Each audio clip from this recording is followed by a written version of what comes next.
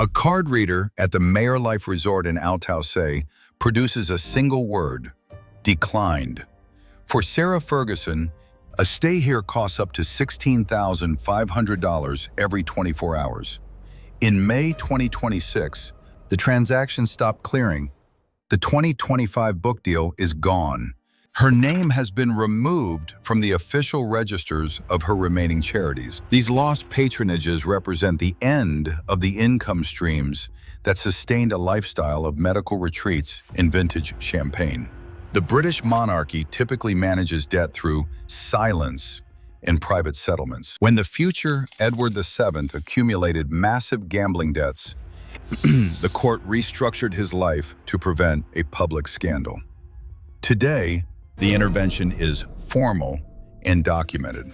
In mid-May, Princess Beatrice and Princess Eugenie delivered an ultimatum to their mother's suite. The document requires the immediate liquidation of Sarah's personal assets. The sisters have transitioned from family members to financial regulators.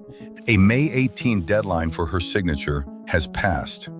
No response was recorded from the resort in Al Tausay. The daily rates continue to mount against accounts that have reached their limit. The next move belongs to a woman who has run out of both time and credit. On February 2nd, 2026, the 30-room expanse of Royal Lodge was locked. While Prince Andrew moved into Marsh Farm at Sandringham, Sarah Ferguson moved into guest suites in the homes of others. This physical displacement mirrors a total professional erasure. In November 2025, industrial shredders at New Frontier Publishing destroyed 10,000 copies of Flora and Fern. The entire print run was reduced to gray pulp before reaching a single bookstore, a decision based on a calculation that the York name had become a liability to investors. This disintegration follows a precise hereditary line. In 1985, Sarah watched her mother, Susan Barantes, flee financial collapse in Argentina, leaving behind a trail of debt and a fractured family. The current £19 million deficit is the final evolution of that inheritance. Every invitation Sarah accepts and every border she crosses is now governed by this ledger.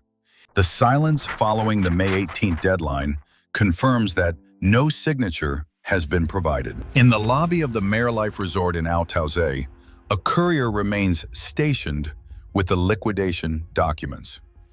The $16,500 daily rate continues to accumulate on a card that remains frozen. The staff at the front desk have been instructed to monitor the high-value luggage currently held in the third-floor suite. There are no further credit lines available for the return journey.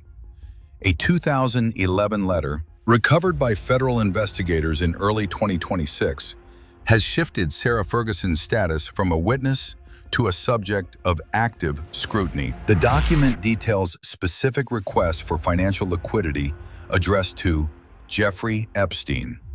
In 1992, a public breach of royal decorum in Saint-Tropez led to a decade of social exile. Today, the breach is recorded in a legal ledger. For Beatrice and Eugenie, the risk is existential. Since Prince Andrew's 2026 arrest for misconduct in office, any link to their mother's finances has become a liability they cannot carry. They have transitioned from daughters to financial regulators. The King's recent order to block all non-disclosed financial channels has closed the last route of escape. The June 1st mandate offers no alternative. Sarah must either accept a court-supervised restructuring or face a formal public disassociation from her daughters. In London, the King's Council has the final statement drafted and ready for the morning press cycle.